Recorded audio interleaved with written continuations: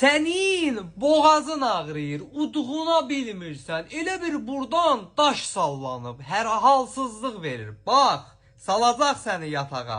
Pis günə qoyacaq, qızdırma verəcək, ağrıdan öləsən, çörək yeyə bilməyəsən.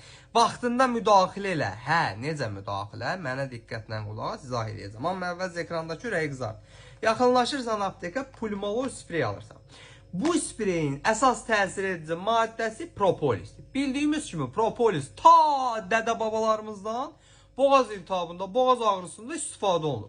Alırsan, hər qlandaya 3 saatdan bir hər boğaza 2 püskürtmə püskürdürsən, elə ilk istifadədən təsirini görəsən. İltihab nədir, ağrı nədir? Hamısını aradan götürəcək. İstifadəsi də həm uşağa, həm böyüyə uyğundur. Yəni bir dənəsini alıb qoyursan evə, istəyir uşağın, istəyir böyüyün. Boğazı ağrıda, ağzı var, pıs pıs. Bundan da söhbət öldü.